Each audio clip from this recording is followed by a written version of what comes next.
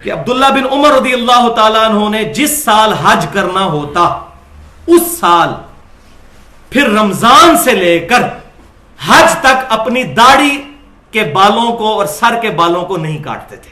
کس سال؟ جس سال حج کرنا ہوتا اس سال رمضان سے لے کر حج تک نہ سر کے بال کاٹتے تھے نہ داڑھی کے بال, پھر حج سے فارغ ہو کے کاٹتے تھے. اس سال نہیں کاٹتے تھے, رمضان سے لے کر حج تک, یعنی عام حالت میں کاٹتے تھے. بالکل واضح چیز. تو یہ واضح ثبوت ہے کہ عبداللہ بن عمر رضی اللہ تعالیٰ عنہما صرف اس سال ہی داڑھی کے بال نہیں کاٹتے تھے جس سال حج کرنا ہوتا تھا, وہ بھی رمضان سے لے کے حج تک آگے پیچھے کاٹتے تھے.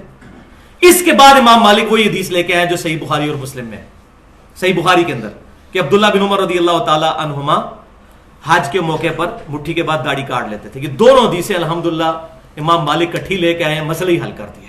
جیسا کہ صحیح بخاری میں تو صرف یہی تھا کہ سیدنا عمر رضی اللہ تعالیٰ عنہ نے ابی ابن کعب اور تمیم داری رضی اللہ تعالیٰ عنہما کو حکم دیا تھا کہ وہ رمضان میں لوگوں کو تراویح پڑھائیں. صحیح بخاری میں رکعتیں کوئی نہیں ہے اس کے ساتھ. الموطا امام مالک میں یہ روایت لے کے امام مالک نے اگلی روایت پھر لی ہے کہ ان کو حکم دیا کہ 11 رکعتیں پڑھائیں, 8 رکعت تراویح اور 3 وتر. تو یہاں بھی امام مالک نے امت پہ احسان کیا ہے, دونوں چیزیں جمع کر کے مسئلہ ہی حل کر دیا. اور الحمدللہ یہی بات ہے جو سنن نبی داؤد کے اندر انٹرنیشنل نمبرنگ کے مطابق 2357 نمبر حدیث ہے, اکلوتی حدیث ہے رمضان کی دعاؤں پہ. اس کے علاوہ رمضان کی کوئی دعا ثابت نہیں ہے صحیح سند کے ساتھ. یہ اکلوتی حدیث ہے کہ عبداللہ بن عمر رضی اللہ تعالی عنہما رمضان میں جب روزہ افطار کرتے تو پڑھتے ذهب الظمأ وابتلت العروق وثبت الاجر انشاءاللہ. یہ سنی ہوئی ہے نا دعا, شکر ہے. اسی کے آگے اگلی پورشن یہ جو بیان ہی نہیں کیا جاتا, وہ ان کے شاگرد کہتے ہیں کہ عبداللہ بن عمر رضی اللہ تعالیٰ عنہ یہ دعا پڑھتے اور کہتے ہیں نبی صلی اللہ علیہ وسلم یہ دعا پڑھا کرتے تھے کہ پیاس مٹ گئی, رگیں تر ہو گئیں اور ہمارا اللہ کے حضور اجر پکا ہو گیا. اور پھر ساتھ ہی وہ راوی کہتے ہیں کہ ایک یہ کام میں نے عبداللہ بن عمر کو کرتے ہوئے دیکھا اور دوسرا میں نے یہ دیکھا کہ عبداللہ بن عمر مٹھی کے بعد داڑھی کاٹ دیا کرتے تھے. اس میں حج عمرے کا ذکر نہیں ہے, مٹھی کے بعد داڑھی کاٹ دیا کرتے تھے. یعنی انہوں نے کہا کہ میں نے یہ دو عمل عبداللہ بن عمر کو کرتے ہوئے دیکھے ہیں, ایک یہ دعا پڑھتے ہوئے. اب کوئی اس حدیث کو ضعیف کرنے کی کوشش کرے نا, دعا ہی فارغ ہو جائے گی, وہ کہیں نہیں کرے گا. شیخ البانی بھی صحیح کہتے ہیں, شیخ زبیر علی زئی صاحب بھی صحیح کہتے ہیں. دنیا کا کوئی محدث جرأت ہی نہیں کر سکتا اس حدیث کو ضعیف کہنے کی. الحمدللہ یہ والا مسئلہ بھی کلیئر ہو گیا. بلکہ شیخ زبیر علی زئی صاحب کی تو ویڈیوز انٹرنیٹ پہ پڑی ہوئی ہیں, انہوں نے تو بالکل صحیح بات, ننگی بات کر دی ہے کہ صحابہ کا اجماع ہے کہ مٹھی کے بعد داڑھی کاٹنا جائز ہے. اجماع انہوں نے لفظ استعمال کیا, واقعی اجماع ہے. مخالفت پہ کوئی بات ہی نہیں ملتی. جب مخالفت نہیں ہوگی تو اجماع تصور ہوگا. تو دوسرا اعتراض ہے غیر علمی اور جاہلانہ اعتراض. اب چونکہ وہ اعتراض ہے, اب کیا کریں؟ اعتراض کو تو پھر دور کرنا ہے کہ جی یہ تو عبداللہ بن عمر کا ذاتی عمل ہے, یہ معاذ اللہ عبداللہ بن عمر نے بعد میں حضور کے یہ بدعت کر دی. نبی صلی اللہ علیہ وسلم تو ثابت تو نہیں ہے.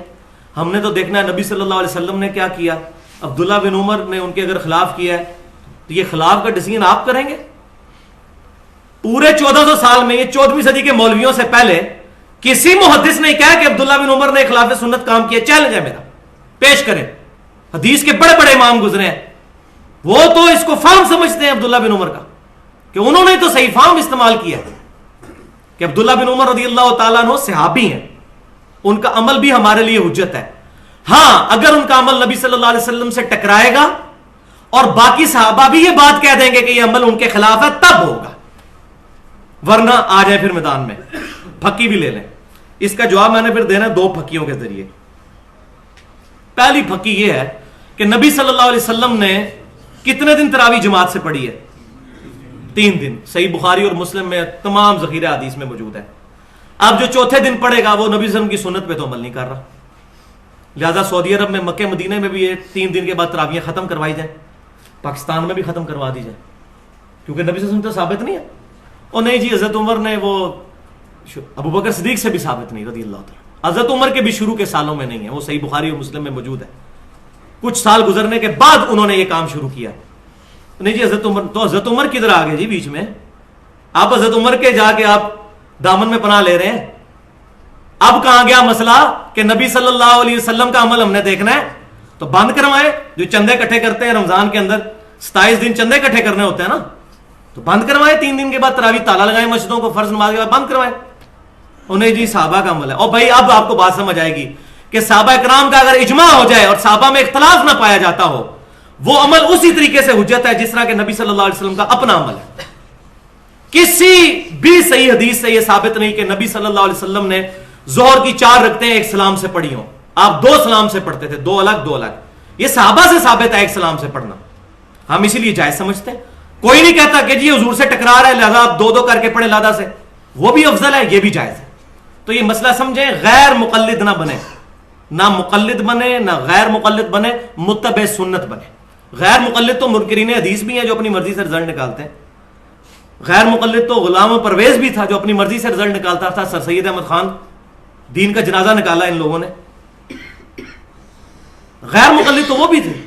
نہ مقلد نہ غیر مقلد, متبع سنت اور سلف کے منہج پر کتاب و سنت کو سمجھے.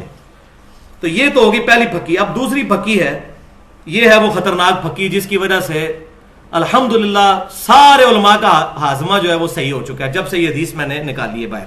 الحمدللہ بڑے بڑے علماء کی زبانیں بند ہو گئی ہیں اس کی وجہ سے. اب تو ڈرتے ہیں اس مسئلے کو ہاتھ ڈالتے ہوئے. یہ حدیث, یہ میں کوئی علماء کی توہین نہیں کر رہا, نہ میں کوئی نئی چیز پہ, اگر میں نے کوئی حدیث گاڑ لی ہے خود تو پھر بھائی علم کسی کی وراثت نہیں ہے. ذالک فضل اللہ یؤتی من یشاء, اللہ تعالیٰ جس کو عطا فرماتا ہے. یہ پھکی نمبر 2 یہ ہے کہ رسول اللہ صلی اللہ علیہ وسلم کی اپنی داڑھی کتنی تھی. عبداللہ بن عمر پہ حملہ ہوا ہے تو ہم تو دفاع کریں گے. عبداللہ بن عمر کو فتح مکہ کے موقع پہ تو مسلمان نہیں ہوئے بے, یہ تو سابقون الاولون ہے, ہم تو دفاع کریں گے ان کا کہ عبداللہ بن عمر رضی اللہ تعالیٰ عنہ پر غلط ایلیگیشن لگائی گئی. اب یہ مسئلہ سن لیجئے کہ عبداللہ بن عمر رضی اللہ تعالیٰ عنہما پر جو یہ ایلیگیشن لگی, عبداللہ بن عمر رضی اللہ تعالیٰ عنہما کیوں مٹھی کے بعد داڑھی کو کاٹا کرتے تھے, یہ مسئلہ اب آپ سمجھ لیں. اس کی وجہ کیا ہے؟ یہ علماء کو سمجھ نہیں آتی تھی کہ یار اتنا تقوی کا پہاڑ یہ کام کیوں کرتا تھا.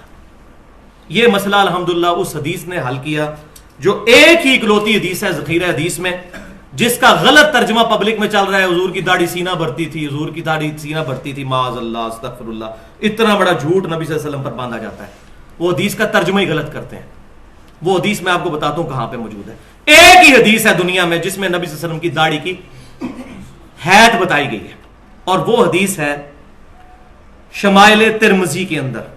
امام ابو عیسیٰ محمد بن عیسیٰ ترمذی رحمۃ اللہ علیہ المتوفى 279 ہجری 417 احادیث کا مجموعہ انہوں نے شمائل ترمذی جمع فرمایا, جس کے اندر انہوں نے نبی صلی اللہ علیہ وسلم کے گیٹ اپ سے متعلق احادیث جمع کی ہیں.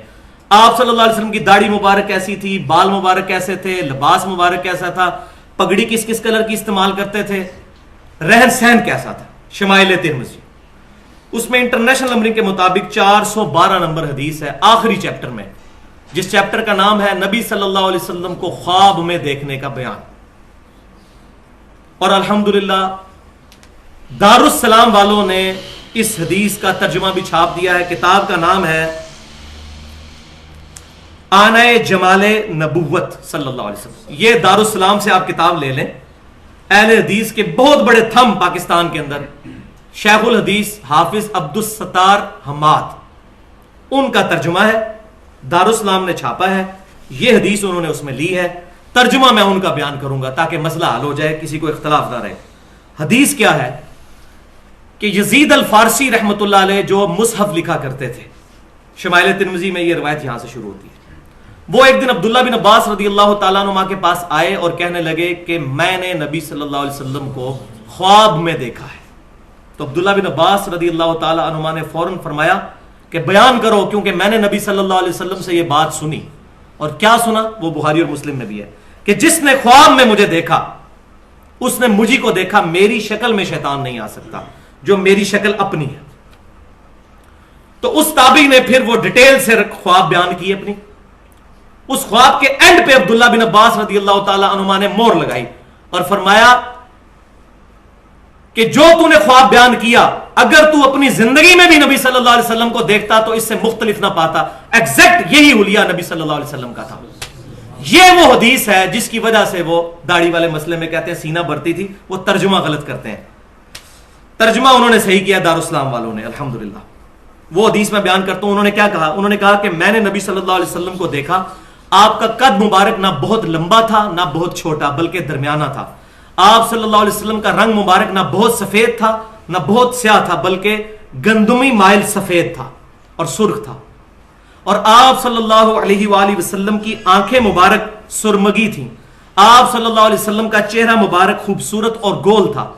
آپ صلی اللہ علیہ وآلہ وسلم کی داڑھی مبارک انتہائی گھنی اور پورے چہرے پر پھیلی ہوئی تھی اور سینے کے اس حصے تک تھی جس کو نحر کہتے ہیں. یہ نحر عربی زبان کا لفظ مان، نحر. جائیں عربی کی ڈکشنری کھولیں، نحر کسے کہتے ہیں؟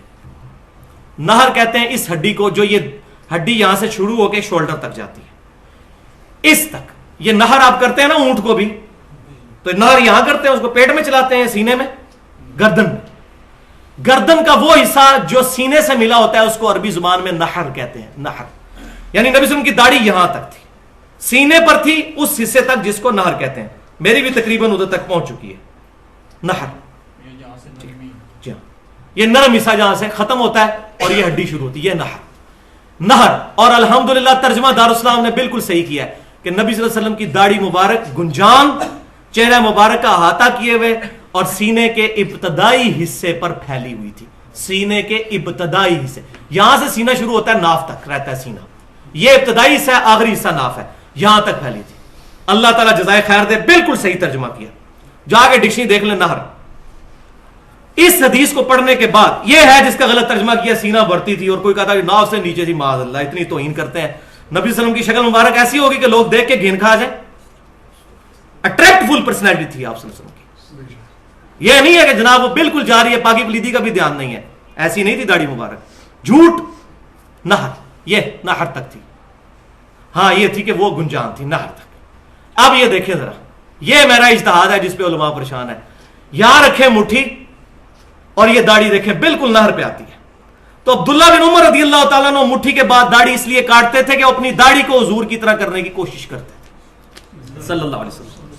کیوں؟ یہ وہ شخص ہے جس نے صحیح بخاری اٹھا کے دیکھیں، حج کے سفر کے دوران وہاں سواری بٹھائی جہاں نبی صلی اللہ علیہ وسلم بٹھاتے تھے، وہاں پیشاب کیا جہاں نبی صلی اللہ علیہ وسلم پیشاب کرتے تھے، وہاں بیٹھ کے کھانا کھاتے تھے جہاں نبی صلی اللہ علیہ وسلم کھانا کھاتے تھے. ایک ایک چیز کو کاپی کرتے تھے. اسی طریقے سے وہ داڑھی کو بھی کاپی کرتے تھے کہ میری داڑھی نبی صلی اللہ علیہ وسلم کی طرح نظر آنی چاہیے، اس لیے وہ مٹھی کے بعد داڑھی کاٹ دیا کرتے تھے. الحمدللہ یہ صدیوں سے مسئلہ جو تھا یہ ریزالو ہوا ہمارے اس اجتہاد کے ساتھ، اور الحمدللہ یہ جب چیز سامنے آئی ہے اب کسی کی جرت نہیں کہ اس کا کوئی علمی جواب دے سکے الحمدللہ.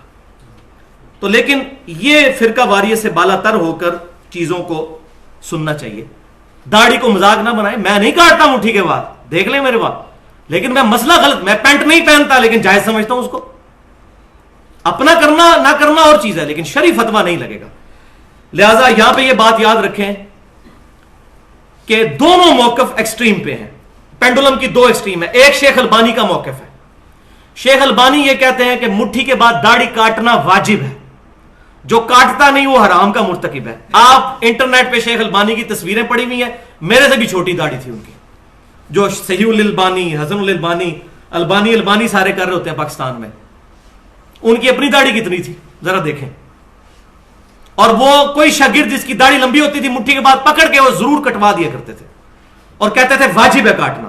یہ ایک ایکسٹریم ہے، میں نہیں اس کو صحیح سمجھتا. دوسری ایکسٹریم وہ ہے جو 14ویں اور 15ویں صدی کے پاکستانی مولویوں کی، انڈیا کے مولویوں کی ہے، جو کسی سے بھی نہیں ثابت، پہلے 1400 سال میں کسی سے نہیں ثابت کہ جی مٹھی کے بعد داڑھی کاٹنا حرام ہے. کسی نے نہیں لکھا. یہ 14ویں صدی کی پیداوار ہے مسئلہ. ہے تو نکالیں. اچھا جی وہ کہتے ہیں آپ نکالیں سلف سے ثابت ہو کاٹنا، تو عبداللہ بن عمر سے بڑا سلف کون ہے بھائی؟ ہمارا تو سلف موجود ہے مونڈ، اور میں نے پورے دلائل دے دی. آپ ذرا دکھائیں کوئی ایک صحابی جس نے یہ کہا ہو کہ مٹھی کے بعد داڑھی کاٹنا حرام ہے. کسی نے عبداللہ بن عمر کو ٹوکا ہو تو واف اللحا کی تفسیر عبداللہ بن عمر ہی بتائیں گے جو حدیث کے راوی ہیں رضی اللہ تعالی عنہما، اللہ کی کروڑوں رحمتیں ہوں ان پر. اب تیسرا مسئلہ اس کے اندر، دو میں نے ایکسٹریم بتا دی کہ کاٹنا حرام اور ادھر کاٹنا واجب. تیسرا درمیان کا راستہ ہے، وہ یہ ہے کہ مٹھی کے بعد اگر کوئی داڑھی کاٹ لیتا ہے تو یہ جائز ہے. وہ میں نے سارے دلائل دے دیے. یہ مسئلہ اب اجتہادی ہے. اگر وہ عبداللہ بن عمر کی طرح کاٹتا ہے تاکہ اپنی داڑھی کو حضور صلی اللہ علیہ وسلم کی طرح کرے تو اس کے لیے وہ افضل ہوگا کہ مٹھی کے بعد داڑھی کاٹے, اس کے لیے وہ افضل. یہ جو مشہور کیا ہے جی کوئی نہ, جو بعض لوگ جس طرح شیخ زبیر علی زئی صاحب کا موقف ہے, میں ان کے ساتھ نہیں اس مسئلے پہ ایگری کرتا. وہ کہتے ہیں کہ مٹھی کے بعد کاٹ لو تو جائز ہے, نہ کاٹو تو افضل ہے. میں یہ کہتا ہوں کہ نہ کاٹو یہ افضل ہے. یہ کہاں لکھا ہوا ہے؟ حدیث کا راوی تو عبداللہ بن عمر کاٹتے تھے. نہ کاٹو افضل کہاں لکھا ہوا ہے؟ کاٹنا افضل اگر نہیں لکھا ہوا تو نہ کاٹنا افضل بھی کہیں نہیں لکھا ہوا.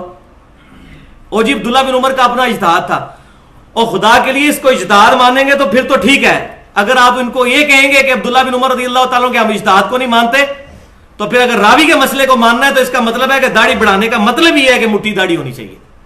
تو ہم اس طرف بھی نہیں جاتے, ہم درمیان میں رہتے ہیں. ہم کہتے ہیں کہ یہ دو اجتہادی مسئلے تیسرے پوائنٹ پہ بنیں گے جو درمیان والا ہے. ایک یہ ہے کہ اگر کوئی عبداللہ بن عمر کی طرح کاٹتا ہے کہ میری داڑھی نبی صلی اللہ علیہ وسلم سے بڑی نہیں ہونی چاہیے, اس کو اس نے نیت پہ ثواب ملے گا. دوسرا وہ موقف ہے کہ کوئی کہتا ہے کہ جی نبی صلی اللہ علیہ وسلم چونکہ نہیں کاٹتے تھے, میں نہیں کاٹتا, اور اس کی داڑھی مٹھی سے بھی بڑی ہو جاتی ہے, ادھر تک بھی پہنچ جاتی ہے, اس کو بھی ثواب ملے گا. اس کے لیے وہ افضل ہے.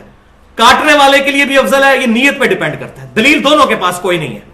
دلیل اگر کسی کی مضبوط ہے وہ کاٹنے والے کی ہے, اگر آپ عبداللہ بن عمر والے مسئلے میں جائیں تو. البتہ یہ کہیں نہیں ہے کہ مٹھی کے بعد داڑھی کاٹنا حرام ہے. لہٰذا دونوں ایک دوسرے کے اوپر تان نہ کریں. ہم خود نہیں کاٹتے تو یہ وہ مسئلہ ہے جس پہ میں نے رجوع کیا. میں پہلے خود میں بھی یہ کہا کرتا تھا کہ مٹھی کے بعد نہ کاٹنا بہتر ہے, لیکن اب میں اس سے رجوع کرتا ہوں. میرا موقف یہ تمام دلائل کے بعد یہ ہے کہ مٹھی کے بعد نہ کاٹنا بہتر اس کے لیے ہے جو یہ سمجھتا ہے کہ نبی صلی اللہ علیہ وسلم نے نہیں کاٹی, اور مٹھی کے بعد کاٹنا بہتر اس کے لیے ہے اور افضل ہے اس کے لیے جو اپنی داڑھی کو نبی صلی اللہ علیہ وسلم کی طرح کرنے کی کوشش کرتا ہے, اور جس میں ہمارے سلف ہیں عبداللہ بن عمر رضی اللہ تعالی عنہما. تو میں نے یہ بتا دیا, پہلے بھی میں بتا چکا ہوں, میں دوبارہ ریپیٹ کر دیتا ہوں. اس میں کڑوی گولی اسی کانٹیکسٹ میں وہ یہ ہے کہ جو لوگ مٹھی کے بعد داڑھی نہیں کاٹتے, شیطان نے ان کو ایسے اپنے ہتھے چڑھایا ہے کہ وہ مستحب سے کرنے کے چکر میں حرام کے مرتکب ہو جاتے ہیں. اور وہ حرام کیا ہے وہ سن لیں آپ. سنن نبی داؤد کے اندر انٹرنیشنل نمبر کے مطابق 36 نمبر حدیث ہے, اور سنن نسائی کے اندر 5067 نمبر حدیث ہے صحیح سند کے ساتھ, کہ نبی صلی اللہ علیہ وسلم نے ایک صحابی سیدنا رویف رضی اللہ تعالیٰ عنہ, رویف بن ثابت رضی اللہ تعالیٰ عنہ سے فرمایا کہ تیری لمبی عمر ہوگی, جب تجھے کوئی میرا امتی ملے تو میری طرف سے اس کو یہ پیغام پہنچا دینا کہ محمد صلی اللہ علیہ وسلم اس سے بری ہے جو اپنی داڑھی کو گرا لگاتا ہے. دیکھ کتنے سخت وعید ہے. آپ جن کی داڑھی مٹھی سے بہت لمبی ہوتی ہے, کاٹتے نہیں ہیں مستحب کام کرنے کے لیے, اور حرام کے مرتکب ہو جاتے ہیں یوں اس کو اندر کر کے. یہ دیکھ لیں مولوی تقریباً 70% یہ کام کرتے ہیں, اور وہ خوش ہو رہے ہوتے ہیں کہ ہم بڑی نیکی کر رہے ہیں, نہیں کاٹ رہے. حالانکہ کاٹ لینا تو وہ بہتر ہے بجائے اس کے کہ داڑھی کو گرا لگا لیں. اب آپ جن کی داڑھی کو گرا لگے نا اور وہ داڑھی والے مسئلے بولے, ان کو آپ تو حرام کام کر رہے ہو, آپ پہ تو واضح نص موجود ہے. تو یہ شیطان نے ایسا ان کو چھوٹی نیکی کرانے کے چکر میں حرام کا مرتکب کر دیا. تو داڑھی کو گرا لگانا یہ حرام ہے. تو اگر آپ یہ داڑھی کو گرا کیوں لگا رہے ہیں, وہ خود بھی چاہتے ہیں کہ داڑھی خوبصورت نظر آئے. ٹھیک ہے, یہی تو ہم کہتے ہیں بھائی. اب یہ نہیں ہے کسی کی یہ پوچھل لمکی ہوئی ہے ادھر اور وہ اس طرح ہی چھوڑ دیتا ہے. برابر کر لیں یار, مٹھی سے زیادہ رکھ لیں لیکن داڑھی برابر تو رکھیں. ایسی داڑھی نہ ہو کہ دیکھ کے لوگ گھن کھا جائیں گے یہ پتہ نہیں کون بندہ آ گیا. لیکن اس میں یہ بھی بات یاد رکھیے, جو لوگ باوجود اس کے یہ کام نہیں کرتے ان کے بارے میں بھی نفرت دل میں نہ رکھیں. دیکھیں آج کے دور میں اتنی لمبی داڑھی رکھنا بہت ہمت کا کام ہے, اور یہ کہنا یہ خارجیوں والی شکل بنائی ہوئی ہے یہ بھی بہت ظلم ہے. دیکھیں یہ جو کچھ انہوں نے کیا ان کے پیچھے بھی محبت کار فرما ہے. ان بیچاروں کو پتہ نہیں, علمی کمزوری ہے, وہ چیز ان کو بتا دیں ایسا طریقے کے ساتھ, لیکن بدگمانی نہ کریں. اب آپ سن لیجئے کہ مصنف ابن ابی شیبہ میں 38,000 صحابہ کے اقوال اور احادیث کا مجموعہ, دنیا کا سب سے بڑا. اس میں کن کن صحابہ کے بارے میں ہے کہ مٹھی کے بعد داڑھی کاٹتے تھے. عبداللہ بن عمر, عبداللہ بن عباس, سیدنا ابو ہریرہ رضی اللہ تعالیٰ. عبداللہ بن عباس کے بارے میں بھی موجود, عبداللہ بن عمر کے بارے میں موجود, اور سیدنا ابو ہریرہ کے بارے میں تو یہاں تک ہے کہ وہ یہ رخسار کے بال بھی جو داڑھی میں نہیں آتے, ہمارے لوگ سمجھتے ہیں کہ یہ بھی داڑھی ہے اور یہ بھی داڑھی ہے, وہ بھی کاٹا کرتے تھے. اور تابعین میں سے ابراہیم نخعی اور قاسم بن محمد بن ابی بکر, بخاری مسلم کے راوی, حضرت ابو بکر صدیق رضی اللہ تعالیٰ عنہ کے پڑپوتے، یہ سارا کام وہ